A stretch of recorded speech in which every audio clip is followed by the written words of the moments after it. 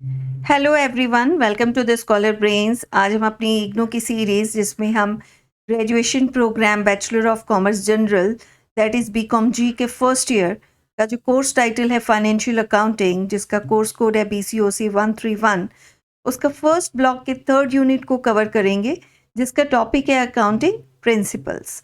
इसमें हम सबसे पहले कुछ अकाउंटिंग की बेसिक टर्म्स देखेंगे। क्या है?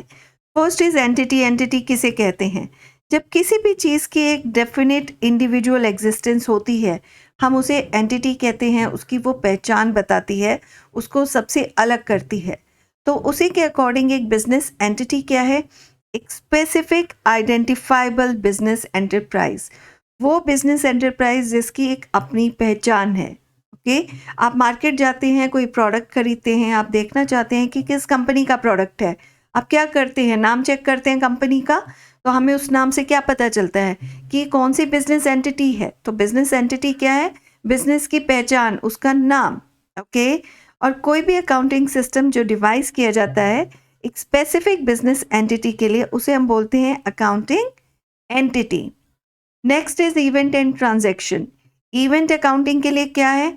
कोई भी ऐसी घटना जो घटती है किसी फॉर्म में जिसमें पैसे का लेन देन होता है, जिससे क्या होता है? Change in the financial position of the form. Okay, वो इवेंट है अकाउंटिंग के लिए। ट्रांजैक्शन क्या है? जब दो पार्टीज के बीच में एक्सचेंज ऑफ गुड्स या सर्विसेज होता है इन मॉनेटरी टर्म्स, उसको हम बोलते हैं ट्रांजैक्शन। ट्रांजैक्शंस दो तरह की होती हैं, cash and credit. Cash transactions क्या है? जिसमें कैश में इमीडिएटली पेमेंट होती है। हमने गुड्स परचेज किए, कैश पे कर दिया। व्हीकल्स परचेज किए, कैश पे कर दिया उसी टाइम। रेंट की पेमेंट किए, कैश में कर दी। हमने गुड्स सेल किए, पार्टी ने हमें कैश दे दिया। तो ये सब क्या है? कैश ट्रांजैक्शंस है। Next is credit transaction. अब क्रेडिट ट्रांजैक्शन में क्या होता है? कैश इमीडिएटली पे नहीं होता है। इसमें क्या होता है? एक लेटर डेट में कैश आता है। फॉर एग्जाम्पल, फर्म ने गुड्स परचेज किए 15 अप्रैल को क्रेडिट पर, और वो पेमेंट करेगा कैश की 1 अगस्त। इसका मतलब क्या है? कि ये उधार है, बाद में पे करना है। कैश इमीडिएटली पे नहीं हुआ है। बिजनेस के टर्म में इसे बोलते हैं क्रेडिट पर सामान देना या लेना। तो ये क्या है? क्रेडिट की ट्रांजैक्शन है। Next is goods. गुड्स क्या है किसी बिजनेस के लिए? वो आर्टिकल्स जिन्हें वो परचेज करता है for the purpose of sale, बेचने के लिए। जैसे एक फैन डीलर है, वो फैंस खरीदता है किस लिए? क्योंकि उसे फैंस बेचने हैं। तो फैंस क्या है उसके लिए? गुड्स हैं। अगर उसके स्टोर में टेबल चेयर्स पड़े हैं तो वो क्या उसके लिए गुड्स हैं? नहीं, वो उसके लिए गुड्स नहीं है, क्योंकि वो उनमें डील नहीं करता है। वो किसकी सेल में डील करता है? फैंस की। तो जिस चीज़ की सेल में वो डील करता है उसी को हम उसका गुड्स बोलते हैं। तो फैन डीलर के लिए फैंस गुड है। फर्नीचर डीलर के लिए क्या गुड्स होगा? जो भी टेबल और चेयर्स वो बेच रहा है वो उसके लिए गुड्स हैं। अगर उसके स्टोर में कोई फैन लगा हुआ है तो वो उसका गुड नहीं है। ओके। डेप्टर। डेप्टर वो होता है जो ओ करता है अमाउंट टू द फर्म, जिसने फर्म का कोई पैसा देना है। मान लीजिए एक कस्टमर ने फर्म से गुड्स परचेज की ऑन क्रेडिट। क्रेडिट मीन्स बाद में पैसे देगा। तो बिजनेस के लिए वो क्या है? फर्म के लिए वो फर्म का डेप्टर है, उसने फर्म को कुछ पैसा देना है। क्रेडिटर। क्रेडिटर वो होता है जिसे फर्म ने कोई पैसा देना है। बिजनेस ओज मनी टू समवन। किसको? क्रेडिटर को। मान लीजिए किसी ने हमने गुड्स सप्लाई किए, किसी ने एक फर्म को गुड्स सप्लाई किए, अभी पेमेंट फर्म ने नहीं की है, बिजनेस बाद में पेमेंट करेगा। ऑन क्रेडिट हमने परचेज किया, फर्म ने ऑन क्रेडिट में परचेज किया।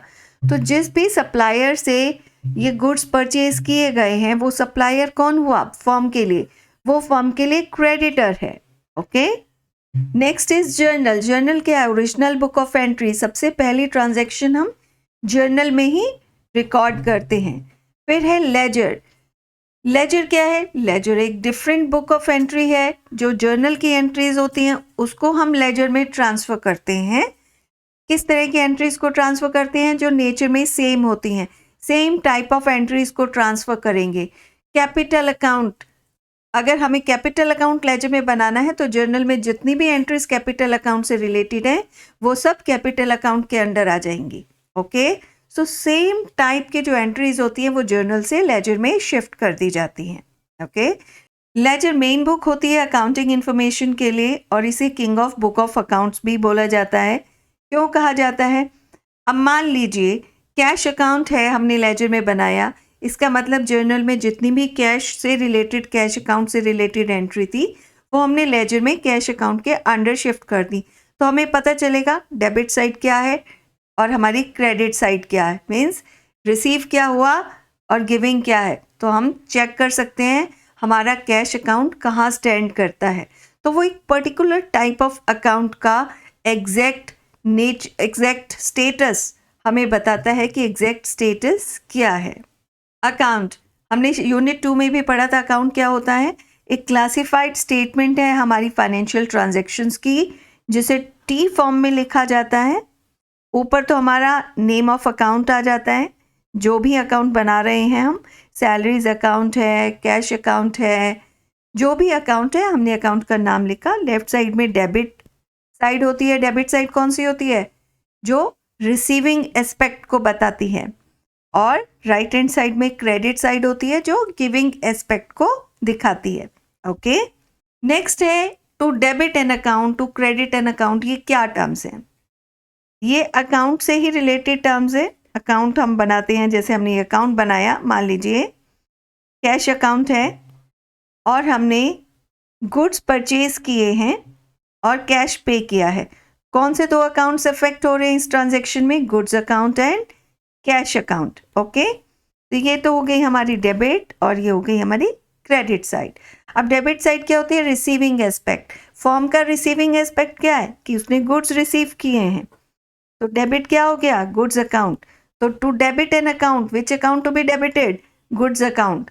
ओके, सो ये जो भी ट्रांजैक्शन डेबिट साइड में आती है उसका मतलब होता है कि उस अकाउंट को डेबिट करना है, गुड्स अकाउंट को डेबिट करना है. टू क्रेडिट एन अकाउंट, जो भी एंट्री हमारी क्रेडिट साइड आती है. तो क्रेडिट क्या होता है? Giving aspect. यहाँ पे गिविंग क्या है? कैश है, कैश अकाउंट. तो कैश अकाउंट क्या हो गया? मीन्स क्रेडिट एंट्री है. तो क्रेडिट एन अकाउंट मीन्स जिस अकाउंट को हमें क्रेडिट करना है. Clear? Next is on account. On account क्या होता है? मान लीजिए मिस्टर एक्स ने 5,000 की पेमेंट करनी है, बट वो करंटली 3,000 पे करते हैं, 2,000 रिमेनिंग है. ओके, सो ये तो पार्शियल पेमेंट हो गई. तो जब भी हम कोई भी पार्शियल पेमेंट या पार्ट पेमेंट को रिकॉर्ड करते हैं तो हम उसमें लिखते हैं ऑन अकाउंट. मीन्स हमने 3,000 रिसीव किया तो हम लिखेंगे received ₹3,000 from mister X on account. On account means ये एक पार्ट पेमेंट है, अभी भी पेंडिंग है payment. Okay, next is expenditure. Expenditure means spending of money for some benefit और सर्विस. फॉर्म किसी बेनिफिट या सर्विस के लिए जो पैसा स्पेंड करती है उसे हम एक्सपेंडिचर कहते हैं. जैसे मशीनरी परचेज की, फर्नीचर परचेज किया, सैलरी पे की. अब मशीनरी किस लिए की? बेनिफिट के लिए, मशीनरी का बेनिफिट उठाएंगे. फर्नीचर, ऑफ कोर्स फर्नीचर का बेनिफिट होगा, यूज़ करेंगे. सैलरी किस लिए पे की? एम्प्लॉय से सर्विस ली हमने, उसके बदले में हमने सैलरीज पे की. रेंट पे किया, किस लिए? हमने एकोमोडेशन का बेनिफिट लिया, उसके बदले में हमने रेंट पे किया. तो ये सब क्या एक्सपेंडिचर्स है जिससे हमें कोई बेनिफिट या सर्विस रिसीव होती है, जो बदले में हमने मनी पे की, वो हमारा एक्सपेंडिचर है. ओके, जो भी बेनिफिट हमें रिसीव होता है और अगर उसकी लिमिट 1 ईयर या लेस देन 1 ईयर है, हम उसे बोलते हैं रेवेन्यू एक्सपेंडिचर. और कोई भी बेनिफिट जो हमें रिसीव होता है जो लॉन्ग टर्म के लिए है, मोर देन 1 अकाउंटिंग ईयर के लिए है, उसे बोलते हैं कैपिटल एक्सपेंडिचर.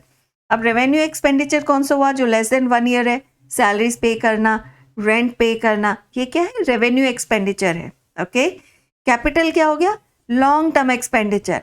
जैसे कि हमने फर्नीचर खरीदा, बहुत साल तक फर्नीचर चलेगा, 1 ईयर में तो नहीं एग्जॉस्ट हो जाएगा. मोर देन 1 ईयर का बेनिफिट है उस एक्सपेंडिचर का, तो वो है कैपिटल एक्सपेंडिचर. मशीनरी खरीदी, मोर देन 1 ईयर हमें बेनिफिट देगी, तो वो क्या है? कैपिटल एक्सपेंडिचर है. Clear? Next is assets. Assets क्या होते हैं? जो भी चीज़ें बिजनेस फर्म ओन करता है और उन चीज़ों की कोई इकोनॉमिक वैल्यू होती है, मॉनेटरी वैल्यू होती है, उसको हम बोलते हैं एसेट्स. जैसे लैंड, बिल्डिंग्स, मशीनरी, फर्नीचर, हमारे पास स्टॉक पड़ा है गुड्स का, इवन कैश, कैश भी हमारा एसेट है क्योंकि उसकी भी वैल्यू है, राइट? तो ये हो गए हमारे assets. Next is equities. Equities क्या होती हैं? जो फर्म के पास जितने भी एसेट्स होते हैं उनके ऊपर क्लेम्स होते हैं या राइट्स होते हैं किसी ना किसी के, वो जो क्लेम्स या राइट्स हैं उनको हम बोलते हैं इक्विटीज। और किस किस का क्लेम हो सकता है एक बिजनेस फर्म पर? एक तो ओनर का हो गया, क्यों? ओनर अपना कैपिटल इन्वेस्ट करता है, उसको हम बोलते हैं ओनर्स इक्विटी। दूसरे होते हैं आउटसाइडर्स, हमारे क्रेडिटर्स। कौन से क्रेडिटर्स? क्रेडिटर्स कौन होते हैं? जो हमें या तो सप्लाई कर रहे हैं सामान क्रेडिट पर, उधारी में हमने सामान लिया, अभी हमें उनको पेमेंट करनी है, हमने बैंक से लोन किया, लेंडर से हमने पैसे उधारी पर लिए हैं, ये सब क्या हमारे क्रेडिटर्स हैं। तो उनका भी एक क्लेम होता है, राइट? ये क्लेमर्स कौन है? ये आउटसाइडर्स हैं। इनको हम बोलते हैं क्रेडिटर्स इक्विटी या लायबिलिटीज। फॉर्म के लिए क्या है? ये लायबिलिटीज हैं, ओके? तो लायबिलिटीज क्या होती हैं? इन्हें क्रेडिटर्स इक्विटी भी बोला जाता है। मीन्स क्रेडिटर का जो क्लेम है बिजनेस के एसेट्स पर, ओके, जितने अमाउंट का क्लेम है वो हो गई फर्म की लायबिलिटी, ओके? जैसे हमने बैंक का लोन देना है, सप्लाई की गुड्स की, उसको पेमेंट करनी है, रेंट पे करना है, सैलरीज पे करनी है, ये सब क्या है फर्म की? ये सब है liabilities. Next is capital. Capital हम जानते हैं जो ओनर अमाउंट इन्वेस्ट करता है उसे हम बोलते हैं कैपिटल, ओके? ये ओनर का क्लेम बताता है एसेट्स के ऊपर फर्म के, जिसे हम बोलते हैं ओनर्स इक्विटी। और ड्राइंग क्या है? जब ओनर अपने पर्सनल यूज़ के लिए कोई भी अमाउंट ड्रॉ करता है बिजनेस से, या मान लीजिए उसने गुड्स लिए बिजनेस से अपने पर्सनल यूज़ के लिए, कितने वर्थ के लिए, वो क्या है? ड्राइंग्स हैं, ओके? तो बिजनेस में वो किस नाम से जानी जाती हैं? ड्राइंग्स अकाउंट में। अकाउंटिंग उसे कैसे रिकॉर्ड करेगा? ड्राइंग्स अकाउंट के अंडर रिकॉर्ड करेगा। अब आता है प्रॉफिट। प्रॉफिट क्या होता है? हमारा फ़ायदा, हमारा जो भी इनकम हुआ है ओवर एक्सपेंडिचर। अगर हमारा इनकम ज़्यादा हुआ है, एक्सपेंडिचर कम हुआ है, तो हमें क्या हो रहा है? फ़ायदा हो रहा है, विच मीन्स प्रॉफिट है। लॉस क्या है? नुकसान।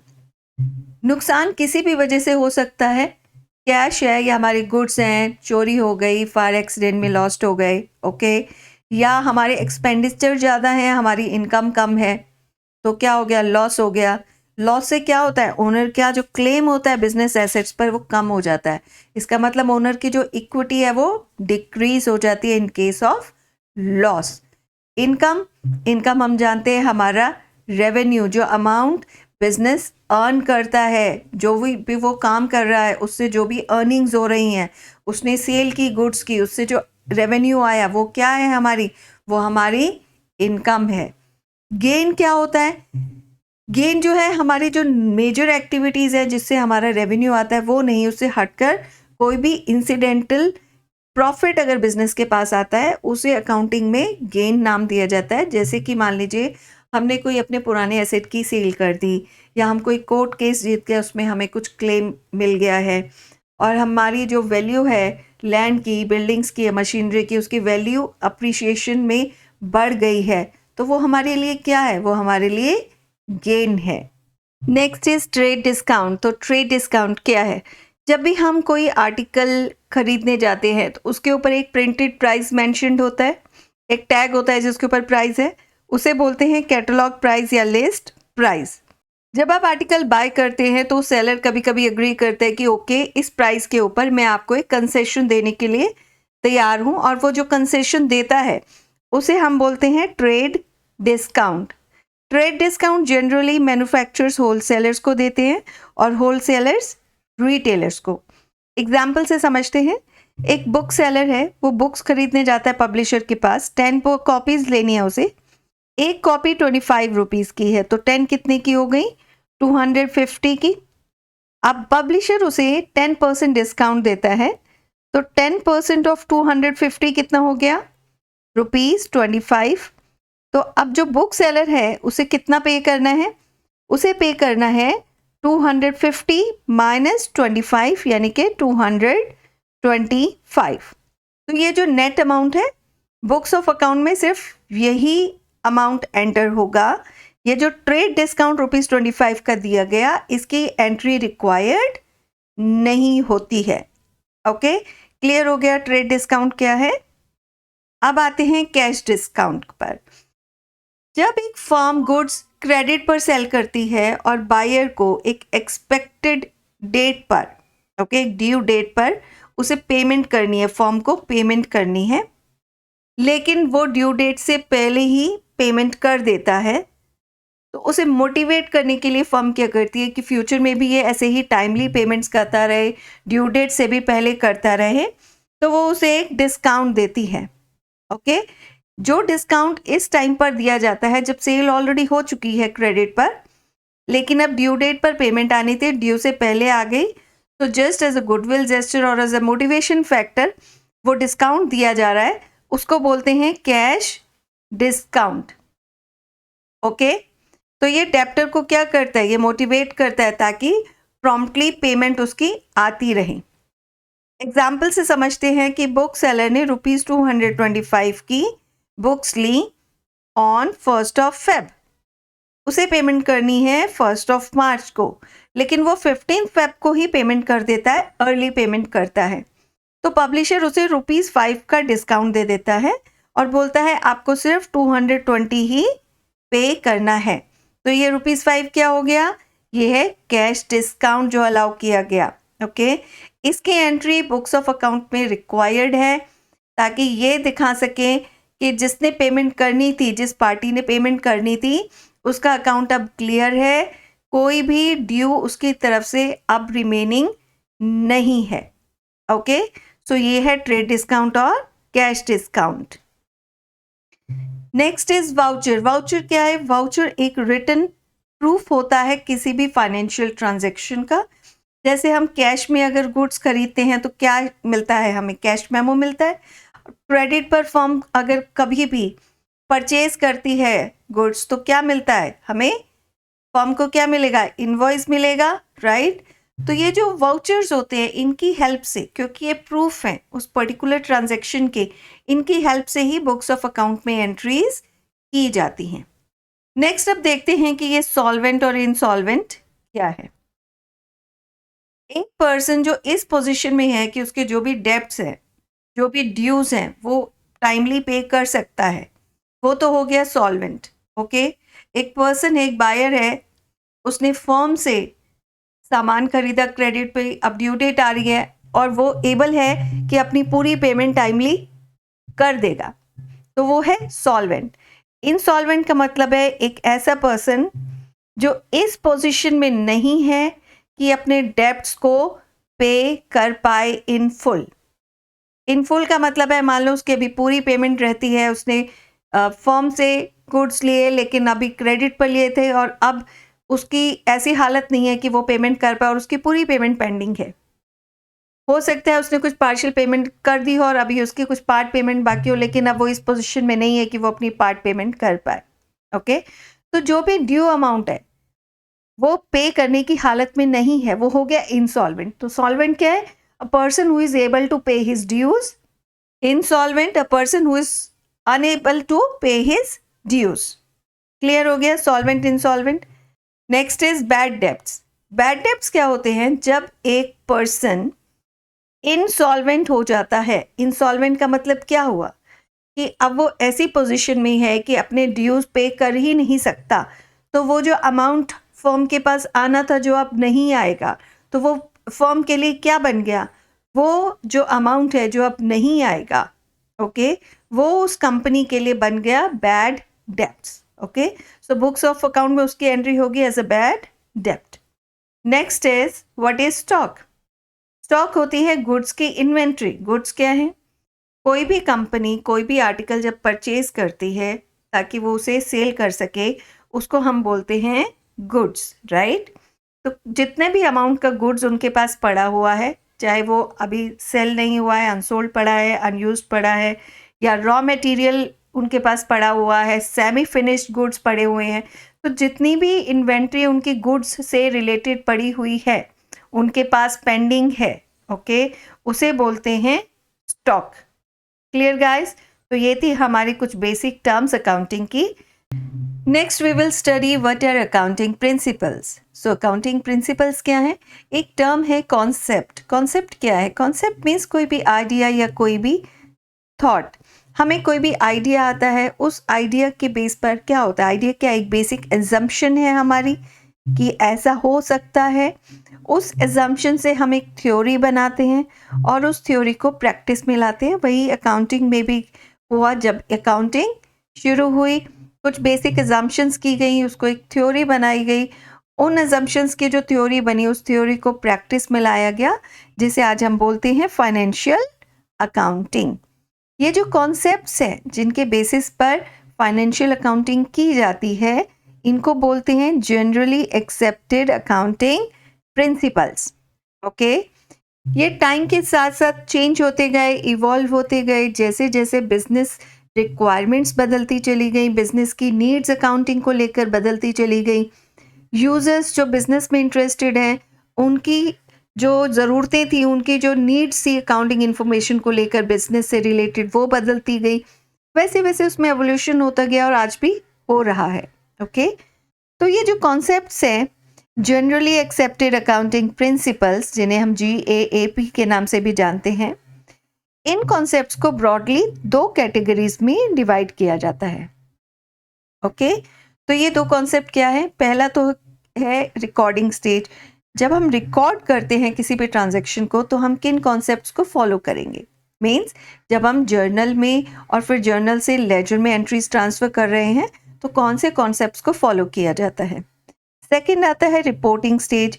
जब हम फाइनल अकाउंट्स प्रिपेयर करते हैं, final accounts means profit and loss account बना रहे हैं, फाइनेंशियल स्टेटमेंट, बैलेंस शीट बना रहे हैं, तब हम किन कॉन्सेप्ट्स को फॉलो करते हैं? ओके, इन दो कैटेगरीज के अकॉर्डिंग कुछ कॉन्सेप्ट्स बनाए गए जिन्हें फॉलो किया जाता है।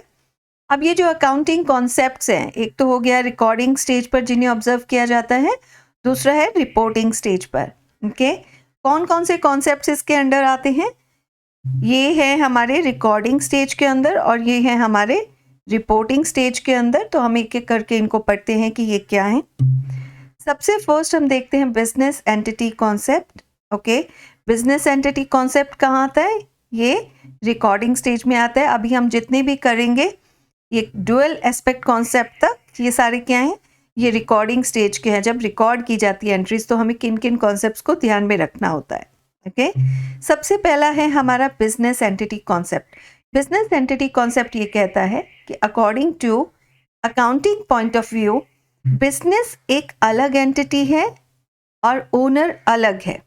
ओके, बिजनेस की जितनी भी ट्रांजैक्शंस होंगी, वही ट्रांजैक्शंस उसके अकाउंटिंग सिस्टम में स्टोर होंगी, रिकॉर्ड की जाएंगी। ऐसी कोई भी ट्रांजैक्शन जो ओनर की पर्सनल है और बिजनेस से कोई लेना देना नहीं है, वो बिजनेस के बुक्स ऑफ अकाउंट्स में नहीं एंटर की जाएगी। As per business entity concept, जो ओनर है वो क्या है? ओनर को हम क्या मानते हैं? क्रेडिटर मानते हैं। क्यों? क्योंकि वो बिजनेस में पैसा लगाता है, उसका भी क्लेम है एसेट्स के ऊपर, जिसे हम बोलते हैं ओनर्स इक्विटी। ओके, तो वो जो पैसा इन्वेस्ट करता है, वो एक फॉर्म ऑफ लायबिलिटी है बिजनेस के लिए। इसे हम थोड़ा समझते हैं कैसे। ओके, मान लीजिए ये एक ओनर है। ओके, ये ओनर है, ये उसका एक बिजनेस है, राइट? बिजनेस फर्म है। अब इस बिजनेस फर्म में उसने क्या इन्वेस्ट किया? अमाउंट इन्वेस्ट किया। जो अमाउंट इन्वेस्ट किया, हम उसे क्या बोलते हैं? हम उसे कहते हैं कैपिटल। ओके, अब इसने जो कैपिटल बिजनेस में इन्वेस्ट किया है, तो क्या है? बिजनेस एक डिफरेंट एंटिटी है अकाउंटिंग के लिए। एक अकाउंटेंट जो बिजनेस को मैनेज कर रहा है, उसके अकाउंट्स को मैनेज कर रहा है, उसके लिए क्या है? बिजनेस एक सेपरेट एंटिटी है और ओनर अलग है। ओके, तो उसके लिए क्या है कि फर्म ओ करती है ओनर को, ये अमाउंट ओ करती है, राइट? तो उसके लिए क्या है? बिजनेस के लिए ये एक फॉर्म ऑफ लाइबिलिटी है। अब बिजनेस क्या करेगा? बिजनेस बहुत सारी एक्टिविटीज परफॉर्म करेगा। जो भी उसके पास कैपिटल आया, वो क्या करेगा? वो परचेज करेगा गुड्स, राइट? गुड्स परचेज करेगा, फिर वो एसेट्स परचेज करेगा, देन और क्या करता है? एक्सपेंसेस पे करता है बिजनेस। एक्सपेंसेस के अलावा वो जो भी गुड्स खरीदे हैं उनको बेचेगा भी, ठीक है, सेल गुड्स। अब ये जो मेजर एक्टिविटीज़ हैं, इसके बाद क्या निकलेगा, हम क्या निकालेंगे कि प्रॉफिट हुआ या लॉस हुआ। मान लीजिए प्रॉफिट हुआ, ओके, सो ओनर इस प्रॉफिट में से कुछ विड्रॉ करता है, या सारा प्रॉफिट भी विड्रॉ कर सकता है, ओके, या प्रॉफिट अभी नहीं आया, बीच में ही उसे ज़रूरत है, वो तब भी विड्रॉ कर सकता है। तो जो भी पैसा ओनर अपनी पर्सनल एक्सपेंडिचर के लिए विड्रॉ करता है बिजनेस से, उसको हम बोलते हैं वो ड्राइंग्स हैं। क्या है उसकी, ओनर की ड्राइंग्स है, बिजनेस का एक्सपेंडिचर नहीं है, वो जाता है ड्राइंग्स अकाउंट में। और क्यों जाता है वो ड्राइंग्स अकाउंट में, एक्सपेंस में क्यों नहीं जाता। अब मान लीजिए ओनर ने 10,000 रुपीज़ विड्रॉ किए क्योंकि उसे अपने बच्चे की स्कूल फी पे करनी थी, राइट। अब ये क्या है, अगर हम ये इसे एक्सपेंसेस में डालेंगे तो क्या होगा, एक्सपेंसेस इंक्रीज हो जाएंगे, तो प्रॉफिट क्या हो जाएगा, कम हो जाएगा, ओके। तो चलो होने दो, एक्सपेंस तो है ही, बिजनेस ने भाई ओनर को दिया है, नहीं है। एक्सपेंडिचर की डेफिनेशन हमने पढ़ी थी, एक्सपेंडिचर क्या कहता है, एक्सपेंडिचर कहता है कोई भी पैसा बिजनेस के बेनिफिट या बिजनेस अपनी सर्विस किसी से लेता है और उसके बदले में जब पे करता है तो वो एक्सपेंसेस है। उसने मशीनरी खरीदी या अकोमोडेशन का बेनिफिट लिया तो उसने रेंट पे किया, सैलरीज पे की क्योंकि एम्प्लॉयज़ ने सर्विस दी, ओके, ये सब उसके एक्सपेंसेस हैं, ये सब उसके एक्सपेंडिचर्स हैं, ओके। ऑफिस के यूज़ के लिए उसने स्टेशनरी खरीदी, वो भी उसका एक्सपेंस है। लेकिन जो ड्राइंग्स हैं, जो ओनर ने पर्सनल किया, उसने स्कूल फी है, अगर हम इसमें स्कूल फी डाल देंगे एक्सपेंसेस में, तो क्या ये बिजनेस एक्टिविटी से रिलेटेड है, ये बिजनेस एक्टिविटी से रिलेटेड नहीं है, ये सिर्फ बिजनेस की इस एक्टिविटी से रिलेटेड है कि जो ओनर जिसने अपना कैपिटल इन्वेस्ट किया था उसने अमाउंट विड्रॉ किया है कुछ अपने पर्सनल यूज के लिए। ये है उसका पर्सनल यूज, क्या है कि उसने स्कूल फी पे करनी है, लेकिन वो क्या है, स्कूल फी उसका पर्सनल है, राइट, उससे बिजनेस एक्टिविटी का कोई लेना देना नहीं है, तो वो एक्सपेंस नहीं है। क्योंकि अगर हम एक्सपेंसेस में डालेंगे तो वो प्रॉफिट एंड लॉस में जाएगा, प्रॉफिट एंड लॉस में जाएगा तो जैसे मैंने बताया एक्सपेंसेस बढ़ेंगे तो प्रॉफिट कम हो जाएगा। तो ये बिजनेस की तो फाइनेंशियल पोजीशन सही नहीं दिखा रहा, क्योंकि ओनर ने पर्सनल के लिए निकाला, बिजनेस एक्टिविटी पर कैसे वो डिपेंड कर सकता है, राइट। बिजनेस एक्टिविटीज को वो हैम्पर नहीं करना चाहिए, उसके प्रॉफिट एंड लॉस स्टेटमेंट में वो नहीं आना चाहिए, इसीलिए उसे ड्राइंग्स अकाउंट में रखा जाता है और फिर कैपिटल से माइनस किया जाता है, ओके। ड्राइंग्स अकाउंट को हम किससे माइनस करते हैं, कैपिटल में से माइनस करते हैं, एक्सपेंसेस में हम ऐड नहीं करते हैं, इसीलिए वो एक्सपेंस नहीं है, ओके। उसे एक अलग नाम दिया है अकाउंट को, ड्राइंग्स अकाउंट, लेकिन हम उसे एक्सपेंडिचर में, बिजनेस के पर्सनल एक्सपेंडिचर में नहीं डालते हैं क्योंकि वो बिजनेस रिलेटेड एक्टिविटी नहीं है, ऑलराइट। वो एक क्लेम है ओनर का, उस क्लेम में से उसने कुछ विदड्रॉ किया है, got it. So business entity concept ये कहता है बिजनेस अलग है, ओनर अलग है, ताकि हम एक सही पिक्चर लेके आ सके, बिजनेस की financial position correctly accurately show कर सके, okay. Next is money measurement concept.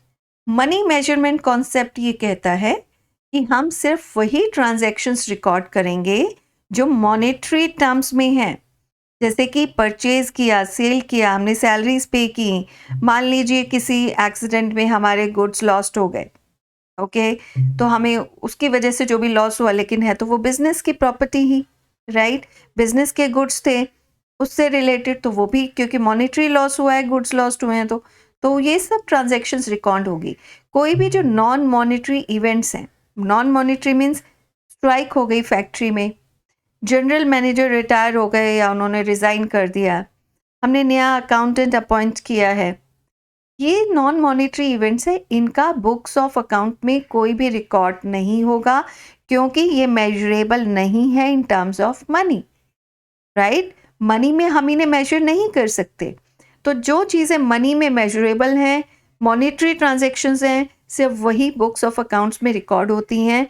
Non monetary events जो होते हैं वो रिकॉर्ड नहीं होते हैं, ओके। मनी का मतलब है लोकल करेंसी, जिस भी कंट्री में बिजनेस सेटअप है उस बिजनेस की जो भी ट्रांजैक्शन होगी वो उस कंट्री की करेंसी में होगी। जैसे कि अगर इंडिया में है तो रुपीस में होगी, और अगर बिजनेस यूएसए में सेटअप है तो यूएस डॉलर्स में ही ट्रांजैक्शंस दिखाई जाएंगी. ओके, सो ये हुआ money measurement concept. It's a very simple concept. Next is objective evidence concept. Objective evidence concept क्या कहता है? ये कहता है कि जो भी अकाउंटिंग में, बुक्स ऑफ अकाउंट्स में हम जो भी ट्रांजैक्शंस करेंगे वो अनबाइस्ड होनी चाहिए और वेरीफाइबल होनी चाहिए. अब अनबाइस्ड कब होंगी? हम किसी भी चीज़ पर बाइस्ड कैसे हो सकते हैं? अगर उसका प्रूफ ना हो तब हो सकते हैं. लेकिन अगर किसी चीज़ की entry he books of accounts में प्रूफ के अकॉर्डिंग होती है, एक रिटन प्रूफ जब तक ना हो हम उसकी एंट्री नहीं करते, तो उस पर तो हम बाइस नहीं हो सकते, राइट? तो क्या होता है, जो भी हमारे पास वाउचर्स होते हैं, जैसे बिल्स हो गए, इनवॉइसेस, रिसिप्ट्स या कैश मेमोज, ये हमारे क्या हैं? ये हमारे सपोर्टिंग डॉक्यूमेंट्स हैं, ये हमारे रिटन प्रूफ है. इसी के अकॉर्डिंग जितनी भी ट्रांजैक्शंस होती हैं वो बुक्स ऑफ अकाउंट में रिकॉर्ड की जाती हैं. बिना एविडेंस के कोई भी एंट्री बुक्स ऑफ अकाउंट्स में रिकॉर्ड नहीं की जाती. ओके, और अगर मान लीजिए अगर हमें डेप्रिशिएशन, अगर मान लीजिए कोई हमारे पास मशीनरी है, हमें उसका डेप्रिशिएशन निकाल के और इस ईयर में डालना है, ओके, उसके वैल्यू डालनी है, तो अब क्या होगा? अब उसका तो कोई डॉक्यूमेंट्री एविडेंस नहीं है, क्योंकि ये तो एजम्पशन पर बेस्ड होता है. लेकिन एजम्पशन हम पर्सनल तो नहीं कर सकते, कोई तो और फर्म की, बिजनेस की पॉलिसी स्टेटमेंट होगी जो टॉप मैनेजमेंट ने बनाई होगी. तो वो जो पॉलिसी होगी जिसके हिसाब से, जिसके अकॉर्डिंग हम वैल्यू करेंगे, उसका डेप्रिशिएशन अमाउंट निकालेंगे, तो वो हमारे लिए क्या हो जाएगा? वो उस अकाउंट के लिए एविडेंस हो जाएगा. Okay, so objective evidence concept is very simple. उन्हीं ट्रांजेक्शन्स को रिकॉर्ड करो जिनका एविडेंस है, जिनका एविडेंस आपके पास in case of like bills, invoices, receipt, cash memos नहीं है. एजम्पशन के बेसिस पर, जैसे कि डेप्रिशिएशन का हमने एग्जांपल देखा, उसमें भी मैनेजमेंट ने कोई तो पॉलिसी निकाली होगी, उस पॉलिसी को हम एज एन एविडेंस यूज करेंगे. Next is historical record concept. ये बहुत ही इजी है. हिस्टोरिकल रिकॉर्ड कॉन्सेप्ट क्या कहता है? जो ट्रांजैक्शंस हुई हैं उन्हीं को रिकॉर्ड करना है, फ्यूचर को प्रेडिक्ट नहीं करना है. कल सेल होगी, आज एंट्री कर दो, ऐसा नहीं होगा. हम एंट्री कैसे करते हैं?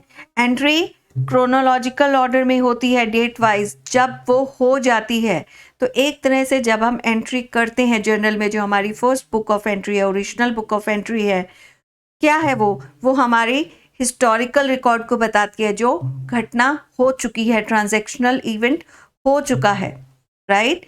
होने वाला कोई भी फ्यूचर ट्रांजैक्शन जो होने वाली है, जब तक वो होगी नहीं तब तक हम उसे रिकॉर्ड करेंगे नहीं. Okay, so books of accounts में हम क्या रिकॉर्ड करते हैं? सिर्फ फैक्ट्स रिकॉर्ड करते हैं और कुछ भी रिकॉर्ड नहीं करते. ये कहता है historical record concept. Next is cost concept. अब ये कॉस्ट कॉन्सेप्ट क्या कहता है? ये कहता है कि जो भी आप प्राइस पे करते हो परचेज के टाइम पर, आप कुछ परचेज कर रहे हो और आपने कुछ पे किया, या आप क्रेडिट पर खरीद रहे हो और आपने अग्री किया कि आप इस ड्यू डेट पर पे कर दोगे, उसको कहते हैं हम उस चीज़ का पर्टिकुलर कॉस्ट. ओके, तो मान लीजिए एक एग्जांपल से समझते हैं. फर्म ने एक मशीन बाय की, बिजनेस ने एक मशीन बाय की ₹80,000 में. कल को उसका मार्केट वैल्यू बढ़ जाता है 1 लाख या 50,000 डिक्रीज हो जाता है. लेकिन क्या हम उसकी जो वैल्यू है हमारे बुक्स ऑफ अकाउंट्स में, बिजनेस के जो बुक्स ऑफ अकाउंट में उसकी जो वैल्यू है, हम उसे चेंज कर देंगे? नहीं करेंगे. क्यों? क्योंकि जो हमने अग्री किया था उसी ट्रांजैक्शन के अकॉर्डिंग हमारी एंट्री बुक्स ऑफ अकाउंट में होगी, ना कि जो मार्केट वैल्यू में अप एंड डाउन हो रहा है उसके अकॉर्डिंग. ओके, लेकिन इसका मतलब ये नहीं है कि हम कोई एसेट खरीदते हैं तो वो हमेशा ही उसी कॉस्ट पर दिखाया जाता है, क्योंकि टाइम के साथ साथ एसेट की वैल्यू डिक्रीज करती है. हमने मशीन खरीदी, 2 साल बाद उसकी वैल्यू वो तो नहीं रहेगी. तो जब भी हम एसेट खरीदते हैं तो उसकी एक लाइफ लॉन्ग साइकिल देखा जाता है कि कितना टाइम तक चलेगा, और उसी के हिसाब से उसकी डेप्रिशिएटेड वैल्यू निकाली जाती है और हर साल बैलेंस शीट में एसेट्स में दिखाई जाती है. ओके, डेप्रिशिएशन कैसे चार्ज होती है? ये एक फिक्स परसेंटेज होता है कॉस्ट का, जो डिसाइड किया जाता है इस अजम्पशन पर कि इसका लाइफ साइकिल क्या होगा. ऑलराइट। एक इम्पॉर्टेंट लिमिटेशन है कॉस्ट कॉन्सेप्ट की कि जो भी एसेट की ओरिजिनल वैल्यू होती है या उसकी डेप्रिशिएटेड वैल्यू होती है, उसका मार्केट वैल्यू से कोई लेना देना नहीं होता। मान लीजिए जो आपने 80,000 की मशीनरी बिजनेस ने खरीदी है, 2 साल बाद वही मशीनरी 2 लाख की हो गई है। ओके, उसका अब ओरिजिनल प्राइस 2 लाख है, लेकिन हमारी बुक्स ऑफ अकाउंट में तो उसकी डेप्रिशिएटेड वैल्यू है, कम दिखा रहा है। लेकिन अगर हम उसकी वैल्यू चेक करें मशीनरी की इवन आफ्टर यूजेज, वो अभी में मे बी 80 और मोर देन 80 कोई कैलकुलेट करके जा रहा है कि अगर आप इसे मुझे बेच दो मैं आपको इतना देने को तैयार हूँ। ओके, लेकिन हम अपनी बैलेंस शीट में क्या दिखाएंगे? डेप्रिशिएटेड वैल्यू ही दिखानी पड़ेगी। तो इससे क्या हो रहा है? फर्म के एसेट्स की ट्रू फाइनेंशियल पोजीशन का पता नहीं चलता। लेकिन फिर भी कॉस्ट कॉन्सेप्ट की अप्रोच को प्रेफर किया जाता है। क्यों? क्योंकि इट इज़ वेरी डिफ़िकल्ट कि जो और बहुत ही टाइम कंज्यूमिंग भी है कि मार्केट वैल्यू के हिसाब से हम सारे अपने एसेट्स को दोबारा से कैलकुलेट करें। और ये बहुत ही एक सब्जेक्टिव अप्रोच है क्योंकि इसमें लॉट्स ऑफ फैक्टर्स होते हैं जिनकी कैलकुलेशंस देखनी पड़ती हैं करंट वैल्यूज देखने के लिए। लेकिन इस लिमिटेशन को आजकल ओवरकम भी किया गया with the help of inflation accounting. जैसे मैंने पहले भी बताया, अकाउंटिंग में एवोल्यूशन होते रहते हैं और आज भी हो रहे हैं according to the needs of accounting system. Okay, next is dual aspect concept. अब ये क्या है? जो भी बिजनेस ट्रांजैक्शंस होती हैं, एवरी बिजनेस ट्रांजैक्शन, उसमें 2 एस्पेक्ट्स इन्वॉल्व होते हैं। ये हमने यूनिट 2 में भी पढ़ा था। एक है रिसीविंग एस्पेक्ट और दूसरा है गिविंग एस्पेक्ट। रिसीविंग एस्पेक्ट होता है डेबिट, गिविंग एस्पेक्ट होता है credit, right? For example, business ने मशीन परचेज की ₹8,000 की। अब मशीनरी तो आई लेकिन 8,000 कैश भी गया। ओके, सो हर ट्रांजैक्शन में कम से कम 2 अकाउंट्स तो इफेक्ट होते ही होते हैं और दोनों की ही हम रिकॉर्डिंग करते हैं। ऐसा तो नहीं मशीनरी जो आया उसको लिख लो, जो गया वो जाने दो, या 8,000 हमने कैश दिया है, कैश रिकॉर्ड कर लो, 8,000 को रहने दो, ऐसा तो नहीं है। ओके, सो हम एक्रुअल बेसिस ऑफ अकाउंटिंग को फॉलो करते हैं। तो ये जो प्रिंसिपल है ये डबल एंट्री का, इसको बोलते हैं double entry system of book keeping. Means जो रिसीव हुआ उसे भी रिकॉर्ड करो, जो उस पर्टिकुलर ट्रांजैक्शन में गिविंग एस्पेक्ट है उसको भी रिकॉर्ड करो। ओके, डुअल एस्पेक्ट कॉन्सेप्ट का एक और अकाउंटिंग इम्प्लीकेशन है, वो हम देखते हैं।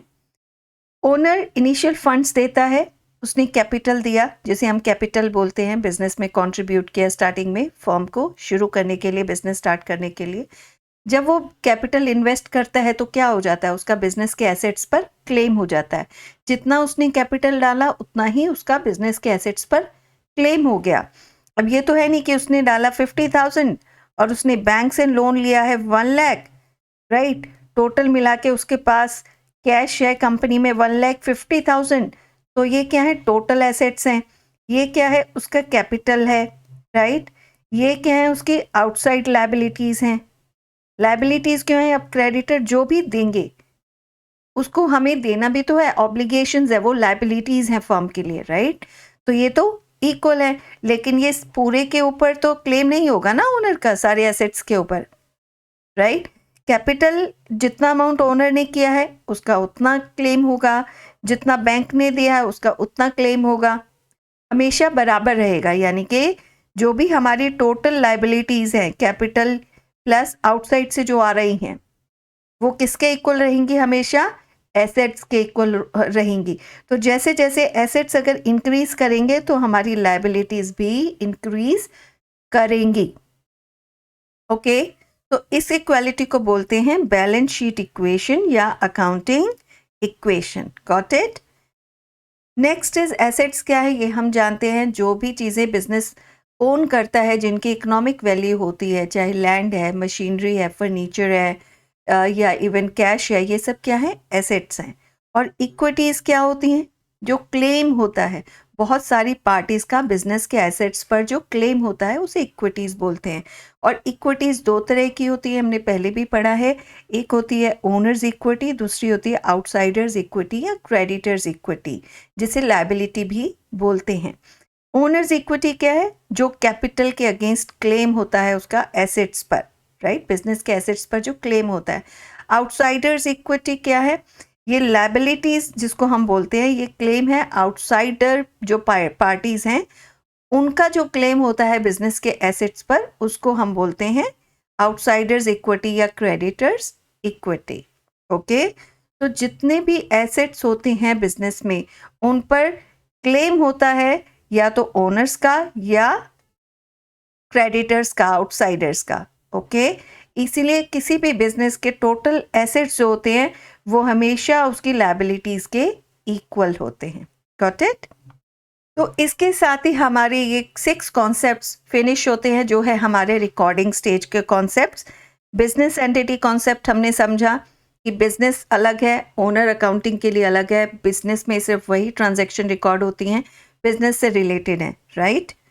Money measurement concept, only monetary transactions record की जाती हैं। ऑब्जेक्टिव एविडेंस कॉन्सेप्ट कि हमें एक एविडेंस चाहिए, रिटर्न प्रूफ चाहिए, कोई किसी ना किसी इनवॉइस के अगेंस्ट, उस जो भी ट्रांजैक्शंस होती है प्रूफ के अगेंस्ट ही होती हैं, वर्बल नहीं होती हैं। हिस्टोरिकल रिकॉर्ड कॉन्सेप्ट, जो ट्रांजैक्शंस हो चुकी हैं, घटनाएं घट चुके हैं मॉनेटरी, उन्हीं को रिकॉर्ड किया जाता है। फ्यूचर में होने वाली ट्रांजैक्शंस को पहले रिकॉर्ड नहीं किया जाता जब तक वो हो नहीं जाती, इसीलिए क्या बोलते हैं उन्हें, हिस्टोरिकल रिकॉर्ड, क्योंकि वो हो चुकी होती हैं। कॉस्ट कॉन्सेप्ट क्या है?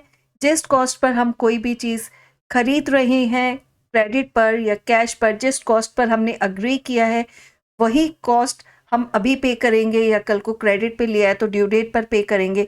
मार्केट वैल्यू में कोई भी चेंज आता है तो उससे उस कॉस्ट में चेंज नहीं आता। ओके, डुअल एस्पेक्ट कॉन्सेप्ट कि 2 एस्पेक्ट होते हैं जिस पर ट्रांजैक्शंस रिकॉर्ड होती है, एक होता है रिसीविंग कॉन्सेप्ट और एक होता है गिविंग कॉन्सेप्ट। ओके, ये तो हो गई रिकॉर्डिंग स्टेजेस में हम क्या क्या ऑब्जर्व करते हैं, कौन से कॉन्सेप्ट्स को फॉलो करते हैं, जनरल लेजर में एंट्रीज करते हैं।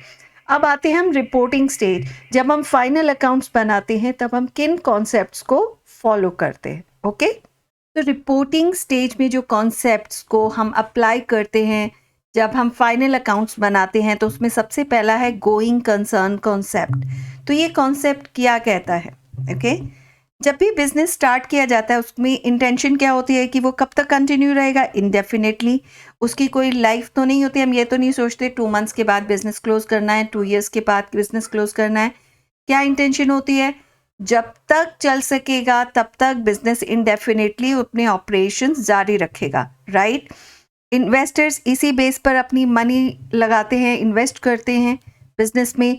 क्रेडिटर्स सप्लाई करते हैं गुड्स या सर्विसेज का क्रेडिट पर, इसी एक्सपेक्टेशन पर कि जो बिजनेस है वो लॉन्ग टाइम तक रन करेगा। ओके, और इसी को बोलते हैं going concern basis. Financial statements इसी के अकॉर्डिंग प्रिपेयर की जाती हैं, लिक्विडेशन के बेसिस पर नहीं। लिक्विडेशन क्या है? बिजनेस को लीगली क्लोज करना। ओके, अब बिजनेस को लीगली क्लोज करने के हिसाब से तो फाइनेंशियल स्टेटमेंट्स नहीं बनती हैं, इसलिए तो बिजनेस स्टार्ट नहीं हुआ है। कोई अनफोर्सीन सर्कमस्टेंसेस होते हैं, that's another thing.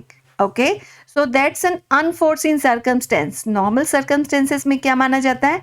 It's a going concern concept. Okay, जैसे कि बहुत सारे एक्सपेंसेस हैं, जैसे रेंट हो गया, रिपेयर हो गया, ये बेनिफिट कब तक के लिए देते हैं? शॉर्ट पीरियड के लिए देते हैं, may be less than 1 year। Even salaries हैं, मंथली बेसिस की सर्विसेज पर हम एम्प्लॉयज़ को पे करते हैं, मंथली उनकी मंथली सर्विसेज यूज़ करते हैं और उसके अगेंस्ट हम पे कर रहे हैं, तो ये एक्सपेंसेस क्या है? शॉर्ट टर्म एक्सपेंसेस हैं। ओके, इन एक्सपेंसेस को हम प्रॉफिट एंड लॉस अकाउंट जो भी उस ईयर का होता है उसमें फुल्ली चार्ज कर लेते हैं, क्योंकि इनका बेनिफिट नेक्स्ट अकाउंटिंग ईयर में नहीं है। लेस देन अ ईयर वहीं पर यूज़ हो रहे हैं वो बेनिफिट सर्विसेज, राइट। लेकिन बहुत सारे एक्सपेंडिचर ऐसे होते हैं जिनका बेनिफिट लॉन्ग टर्म के लिए होता है, मोर देन अ ईयर के लिए होता है। जैसे बिल्डिंग परचेज की, मशीनरी परचेज की बिजनेस के लिए, ये काफ़ी सालों तक हमें बेनिफिट देगी। ओके, तो क्या होता है? इसका एक पोर्शन होता है एक्सपेंडिचर का जो चार्ज होता है प्रॉफिट एंड लॉस अकाउंट में एवरी ईयर। उसका बैलेंस हम दिखाते हैं बैलेंस शीट में एज एन एसेट। एग्जाम्पल देखते हैं हम इसका। मान लीजिए एक बिजनेस ने डिलीवरी वैन खरीदी फॉर ₹60,000 और उसकी एक्सपेक्टेड लाइफ है 10 years। इसका मतलब बिजनेस उस वैन को 10 years के लिए यूज़ करेगा, तो अकाउंटेंट क्या करेगा? वैन के कॉस्ट को 10 years में स्प्रेड कर देगा। अब वो क्या करेगा? 6,000 रुपीज़ जो कॉस्ट का 1/10 है, 1/10 of its cost every year profit and loss account में in the form of depreciation दिखाएगा कि इतनी वैल्यू वैन की डेप्रीशिएट हुई है और इतना अभी भी उसका एसेट है, उसका बैलेंस शीट में एसेट की वैल्यू दिखाएगा रिमेनिंग। ओके, ये बेस्ड किस पर होता है? ये इसी एजम्पशन पर बेस्ड होता है कि बिजनेस इतने लंबे समय तक कंटिन्यू रहेगा कि वो वैन की जो भी लाइफ है वो 10 ईयर्स की यूटिलाइज कर पाएगा। तो ये तो हो गया going concern concept. Next is accounting period concept. अब ये क्या है? ये तो गोइंग कंसर्न कॉन्सेप्ट से हम क्या अज्यूम करते हैं कि बिजनेस बहुत लंबे समय तक चलेगा, मीन्स इनडेफिनेटली ही मानकर चलते हैं और उसी के अकॉर्डिंग फाइनेंशियल स्टेटमेंट्स प्रिपेयर करते हैं। लेकिन फाइनेंशियल स्टेटमेंट्स इनडेफिनेटली थोड़ी प्रिपेयर होती हैं कि बिजनेस तो 10 साल तक चलने वाला है, चलो 5 ईयर्स के एंड में प्रिपेयर करेंगे, ऐसा नहीं है। फाइनेंशियल स्टेटमेंट्स कब प्रिपेयर होती हैं? पीरियोडिकली प्रिपेयर होती हैं। क्यों होती हैं? ताकि पीरियोडिकल असेसमेंट हो सके एक बिजनेस की परफॉर्मेंस की, और जो भी इंटरेस्टेड पार्टीज है उस बिजनेस में उन्हें पता चल सके कि फाइनेंशियल पोजीशन बिजनेस की क्या है। ओके, तो जो लाइफ होती है बिजनेस की उसको डिवाइड करते हैं अकाउंटिंग पीरियड्स में। किस में डिवाइड करते हैं? अकाउंटिंग पीरियड्स में। हर अकाउंटिंग पीरियड के बाद प्रॉफिट एंड लॉस अकाउंट बनाया जाता है, फाइनेंशियल पोजीशन बैलेंस शीट की फॉर्म में एसेस की जाती है बिजनेस की।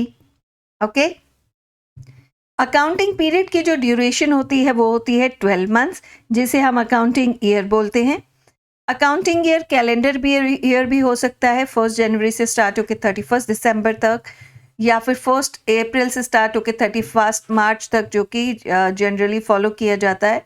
और मे भी कोई बिजनेस है वो दिवाली टू दिवाली अपना अकाउंटिंग ईयर फॉलो करता है और वो उसी हिसाब से अपनी अकाउंटिंग की जो फाइनल स्टेटमेंट्स है उनको प्रिपेयर करता है। ओके, सो फाइनल अकाउंट्स कब प्रिपेयर होते हैं? At the end of each accounting year, right. लेकिन यस, इंटरनल मैनेजमेंट यूज़ के लिए, उनके लिए हम क्या कर सकते हैं? अकाउंटेंट क्या करता है? शॉर्ट पीरियड्स में भी इन रिपोर्ट्स को तैयार करता है, इन फाइनल स्टेटमेंट्स को बनाता है। Profit and loss account monthly भी बन सकता है, क्वार्टरली भी बनेगा, हाफ ईयरली भी बनेगा, ताकि इंटरनली बिजनेस एसेस कर पाए कि वो अभी कहाँ स्टैंड करते हैं, कहाँ उन्हें आगे प्लानिंग करनी है। इससे उन्हें टॉप मैनेजमेंट को फर्दर प्लानिंग के लिए हेल्प मिलती है। Okay, next is matching concept. इसे matching of cost against revenue concept भी कहते हैं। इस कॉन्सेप्ट का क्या कहना है? ये कॉन्सेप्ट स्टेट करता है कि जो भी रेवेन्यू अर्न होता है एक अकाउंटिंग पीरियड में, उसे हमें मैच करना है एक्सपेंसेस के साथ। कौन से expenses? Expenses incurred in earning that revenue. Okay, revenues earned should be matched with the expenses incurred in earning that particular revenue for that accounting year. Alright? क्यों? क्योंकि हमें प्रॉफिट निकालने में प्रॉफिट या लॉस उसी से निकलेगा। प्रॉफिट क्या होता है हमारा? Revenue minus expenses. Okay, so ये कॉन्सेप्ट हमें हेल्प करता है कैलकुलेट करने में। और कैसे हेल्प करता है? हम एक एग्जाम्पल लेते हैं कि इसमें हम कैसे कॉस्ट और रेवेन्यू को हम किस तरह से कैटेगराइज करते हैं और रिकग्नाइज करते हैं। मान लीजिए कोई भी एक बिजनेस है, टॉयज में डील करता है, और उसने 100 पीसेस लिए टॉयज के at ₹100 each. Okay, so total cost क्या हो गया उसका? टोटल कॉस्ट हुआ उसका 10,000 रुपीज, राइट। अब इसमें से उसने 80 pieces of toys at the ₹150 each उसने सेल कर दिए, राइट। तो कितने में सेल किए उसने 80 पीसेस? 12,000 में। ओके, उसने रेंट पे किया मान लीजिए 1,000 रुपीज।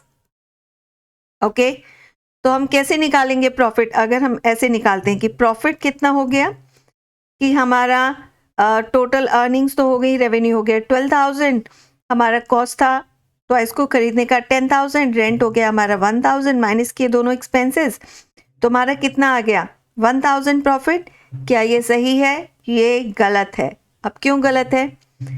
ये हमारा क्या था? रेवेन्यू। कहाँ से आया? 80 पीसेस सेल करने पर।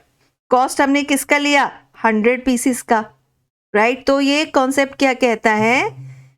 रेवेन्यू अर्न्ड, ओके, और एक्सपेंसेस कौन से लेने हैं? Expenses incurred in earning that revenue, सिर्फ वही एक्सपेंसेस जो उस रेवेन्यू को अर्न करने में लगे हैं। ओके, तो अब हम इसे देखते हैं कैसे लेंगे। सबसे पहले हम रेवेन्यू लिखते हैं। तो हमारा रेवेन्यू क्या है, 80 पीसेस इंटू 150 ईच, यानी कि 12,000। हमारा कॉस्ट क्या है जो हम इसमें से लेस करेंगे, वो हमारा एक्सपेंस है, राइट। कॉस्ट ऑफ गुड्स, हमने क्या किया, हमने टोटल जितने भी गुड्स खरीदे उस अकाउंटिंग पीरियड में सब लेस कर दिए, वो नहीं करना है। हमने कहाँ से रेवेन्यू जनरेट किया, 80 पीसेस से, उस वही हमारा कॉस्ट ऑफ गुड्स है रेवेन्यू को इनकर करने वाला, हमारे expenses incurred in earning that revenue. Okay, तो हमारा कॉस्ट ऑफ गुड्स क्या हो गया, 80 पीसेस इंटू कितने का था, 100 में हमने लिया था, मीन्स 8,000। और हमने क्या पे किया, रेंट एक्सपेंस है, ये भी हम लेस कर देंगे। तो हमारा रेंट क्या था, 1,000। तो हमारा प्रॉफिट क्या आया, अब हमारा प्रॉफिट आया 3,000। सो सी, एक गलत इंफॉर्मेशन अगर हम रेवेन्यू या एक्सपेंसेस से लेते हैं तो हमारा पूरा प्रॉफिट गलत हो सकता है, हमारी पूरी फाइनेंशियल पोजीशन गलत हो सकती है। ओके, सो समझ में आ रहा है, इसको हम और डिटेल में समझते हैं।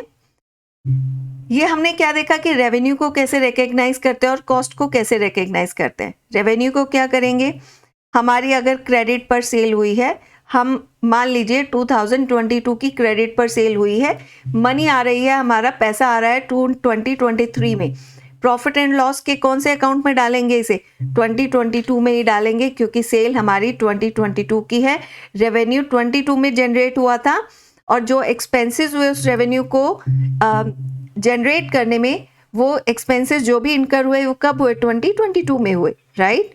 तो ये किस में जाएगी, 2022 में जाएगी।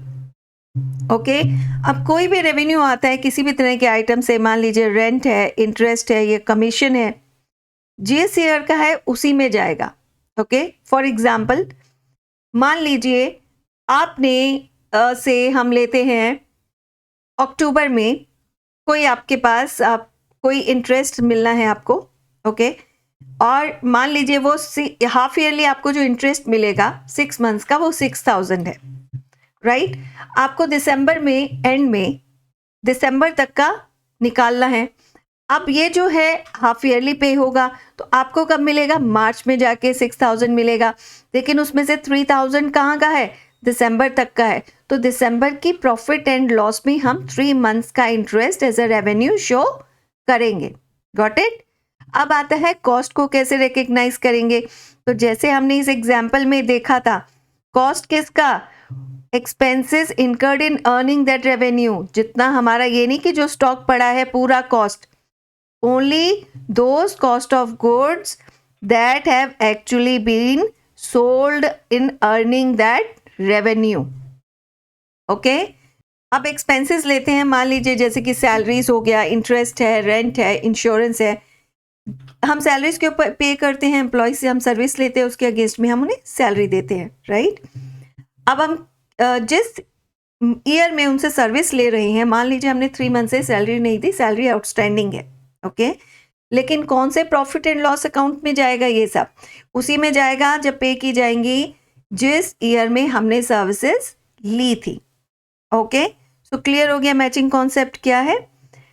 Next is conservative concept. ये कॉन्सेप्ट कहता है कि anticipate no profits but anticipate all losses. Means कोई भी फ्यूचर में होने वाले प्रॉफिट को आप कंसिडर नहीं करेंगे कि ये हो सकता है या होगा। ओके, जब तक कि कोई ट्रांजैक्शन नहीं हो जाती है, कोई एसेट या रेवेन्यू नहीं आ जाता है, हम उसे नहीं लिखते। लेकिन कोई भी लॉस अगर हमें एंटिसिपेट हो रहा है कि ये हो सकता है, तो वो हम बुक्स ऑफ अकाउंट में मेंशन करते हैं, अपनी स्टेटमेंट्स में मेंशन करते हैं। ओके, मान लीजिए आपने कोई गुड्स खरीदे, उसका कॉस्ट था से 1200। ओके, आज की डेट में अब वो 500 पर आप परचेज कर सकते हो, राइट। तो आपका जो कॉस्ट था, आपका जो कॉस्ट प्राइस था वो था 1200, लेकिन अब मार्केट प्राइस क्या हो गया, 500। तो आपका जो क्लोजिंग स्टॉक होगा उसे आप किस तरह से दिखाओगे? आप उसमें दिखाओगे क्लोजिंग स्टॉक को 500 ना कि 1200, क्योंकि अगर आप 1200 दिखाते हो तो 500 तो मार्केट प्राइस चल रहा है, आप तो उस पर बेच भी नहीं पाओगे, कितना लॉस दिखाओगे, राइट? तो ये क्या है? ये हमारा एक एंटिसिपेशन है लॉसेस का। लेकिन अगर वही 1200 में हमने खरीदा और अगर मार्केट प्राइस 1500 हो जाता है तो हम उसे इंक्रीज नहीं करते हैं। मीन्स कॉस्ट प्राइस और मार्केट प्राइस में जो भी लोअर होता है, हम एज अ डाउटफुल सिनेरियो में लॉसेस को एंटिसिपेट करते हुए हम लोअर अमाउंट ही शो करते हैं। क्यों शो करते हैं? क्योंकि अगर हम मान लीजिए नहीं करते तो हम क्या कर रहे हैं? हम अपने रेवेन्यू को बहुत बढ़ा चढ़ा के दिखा रहे हैं, अपने एसेट्स को बहुत बढ़ा चढ़ा के दिखा रहे हैं और हम बता रहे हैं कि हमारी लायबिलिटीज तो बहुत कम है। तो इससे क्या होगा? हमारी फाइनेंशियल पोजीशन सही इन्वेस्टर्स को पता नहीं चलेगी। इससे क्या होगा? बिजनेस को डेफिनेटली नुकसान होगा। कोई इसको देखते हुए इन्वेस्ट करता है, कल को उसे पता चलता है कि इन्होंने रियल पिक्चर नहीं दी, इन्होंने तो डेटा मैनिपुलेट किया है, राइट? तो वो क्या होगा? हम अपने इन्वेस्टर्स को लूज कर देंगे। मार्केट में ये बात फैलेगी तो डेफिनेटली फ्यूचर में कोई इन्वेस्टर भी या क्रेडिटर नहीं आएगा। ओके, इस अप्रोच को, इस कॉन्सेप्ट को प्रूडेंस कॉन्सेप्ट भी कहा जाता है। ओके, तो हम यहाँ पे क्या दिखाते हैं? अंडर स्टेटमेंट ऑफ एसेट्स और revenues and over statement of liabilities और कॉस्ट, कि जो भी लॉसेस हमें लग रहा है कि भाई हो सकते हैं। ओके, एक अकाउंटेंट है, उसके सामने दो ऑप्शंस हैं, एक में हायर प्राइस, एक में लोअर प्राइस, तो वो लोअर प्राइस चूज करके चलेगा ताकि अगर कल को हायर प्राइस पे जाता है तो प्रॉफिट आएगा, ज़्यादा प्रॉफिट आएगा।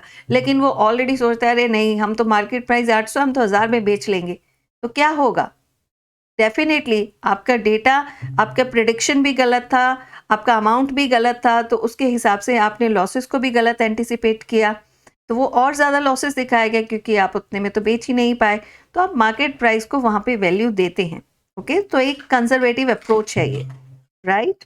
Next is consistency concept. Consistency concept क्या कहता है कि जो भी पॉलिसीज या अकाउंटिंग प्रोसीजर्स आप यूज़ कर रहे हैं accounting year to accounting year, उसे आपको बार बार चेंज नहीं करना है। हर साल आप उसमें चेंजेस नहीं करेंगे। मान लीजिए आपका जो क्लोजिंग स्टॉक आप दिखाते हैं वो कॉस्ट प्राइस और मार्केट प्राइस को मैच करते हैं, जो भी लोअर है उसी के हिसाब से हर साल दिखाते हैं। अगर इस साल आपने ऐसे दिखाया, नेक्स्ट ईयर आपने ऐसे नहीं दिखाया, तो क्या होगा? दोनों ईयर्स को जब आप आपस में डेटा को चेक करेंगे तो क्या वो सही पिक्चर देगा आपको? आप सही से एनालाइज ही नहीं कर पाओगे अपने डेटा को। ओके, सो कंसिस्टेंसी क्या करती है? एलिमिनेट करती है कि किसी भी तरह का कोई भी पर्सनल बायस नहीं हो सकता डेटा के साथ। ओके, एक पर्टिकुलर पॉलिसीज हैं जो अंडरलाइन की गई हैं ऑर्गेनाइजेशन ने और उन्हीं को फॉलो किया जा रहा है, और इन केस मान लीजिए कभी कोई चेंज होता भी है किसी भी वजह से, तो उसे सबको इन्फॉर्म किया जाता है कि ये चेंज क्यों किया गया है और इसके क्या कारण है। Okay, next is full disclosure concept. ये कॉन्सेप्ट ये कहता है कि बिजनेस रिपोर्ट जो भी बनाई जाती है, फाइनेंशियल स्टेटमेंट जो हम बनाते हैं, प्रॉफिट एंड लॉस अकाउंट बनाते हैं, बैलेंस शीट बनाते हैं, उसमें सारी रेलिवेंट इंफॉर्मेशन प्रॉपरली डिस्क्लोज होनी चाहिए। इससे क्या होगा? जो यूजर्स हैं उन फाइनेंशियल स्टेटमेंट्स के, वो उन्हें सही से असेस कर पाएंगे और उसी के हिसाब से अपने करेक्ट डिसीजंस ले पाएंगे। ओके, इसीलिए इट्स रिक्वायर्ड कि जो भी हम रेलिवेंट इंफॉर्मेशन डिस्क्लोज करते हैं फाइनेंशियल स्टेटमेंट्स के थ्रू, वो पूरी तरह से कंप्लीट हों, फेयर हों और एडिक्वेट हों। Okay, materiality concept. अब ये कॉन्सेप्ट क्या कहता है? ये फुल डिस्क्लोजर से रिलेटेड है। फुल डिस्क्लोजर कहता है जो भी इंफॉर्मेशन है आप डिस्क्लोज करो, लेकिन कौन सी? Only relevant and material information. Material information का क्या मतलब है? कोई भी आइटम, कोई भी ऐसी रीजनेबल एक्सपेक्टेशन जो यूजर्स की है कि ये नॉलेज हमें मिलनी चाहिए ताकि हम अपने डिसीजंस ले पाएं फाइनेंशियल स्टेटमेंट में, और वो एक रेलिवेंट इंफॉर्मेशन है जिस तरह का वो डिसीजन लेना चाहते हैं, तो वो सब मटेरियल इंफॉर्मेशन डिस्क्लोज होनी चाहिए फाइनेंशियल स्टेटमेंट्स में। ओके, ऐसी कोई भी स्पेसिफिक रूल नहीं है कि ऑर्गेनाइजेशन को ये बताया जाए बिजनेस को कि ये चीज़ें मटेरियल हैं और ये नॉन मटेरियल हैं, ये आपको डिस्क्लोज करनी ही करनी है और ये नहीं करनी है। ये बिजनेस की अपनी पर्सनल जजमेंट पर है कि वो अपने यूजर्स को किस तरह की फाइनेंशियल स्टेटमेंट में क्या क्या डिस्क्लोज करना चाहता है, क्योंकि जितनी रेलिवेंट इंफॉर्मेशन वो देगा उतना ही इन्वेस्टर्स का ट्रस्ट उनको मिलेगा। ओके, तो मटेरियलिटी कॉन्सेप्ट के साथ ही हमारा ये कंप्लीट होता है कि कौन कौन से कॉन्सेप्ट्स हैं जिन्हें हम फाइनल स्टेटमेंट्स बनाते हैं। जब भी हम रिपोर्टिंग करते हैं कौन कौन से कॉन्सेप्ट्स को हम ध्यान में रखते हैं। ओके, नेक्स्ट इस चैप्टर में हमारा आता है सिस्टम्स ऑफ बुक कीपिंग। हम बुक कीपिंग जानते हैं क्या है, art of recording business transactions एक सिस्टमेटिक क्रोनोलॉजिकल वे में। ओके, ब्रॉडली बुक कीपिंग दो तरह की होती है, एक है डबल एंट्री सिस्टम, दूसरा है single entry system. Double entry system हम जानते हैं जिसमें दो एस्पेक्ट्स होते हैं कि रिसीविंग एस्पेक्ट जो है डेबिट, गिविंग एस्पेक्ट जो है क्रेडिट, जिसमें मिनिमम दो अकाउंट्स किसी भी ट्रांजैक्शन में अफेक्ट होते हैं और दोनों को ही हमें बुक्स ऑफ अकाउंट में रिकॉर्ड करना होता है। इसे हम बोलते हैं डबल एंट्री सिस्टम। ओके, तो ये जैसे कि हम जानते हैं जो अकाउंट रिसीविंग एस्पेक्ट में होता है उसे डेबिटेड करते हैं और जो गिविंग एस्पेक्ट में होता है उसे हम क्रेडिट करते हैं। अब ये जो डबल एंट्री सिस्टम है इसके एडवांटेजेस क्या है?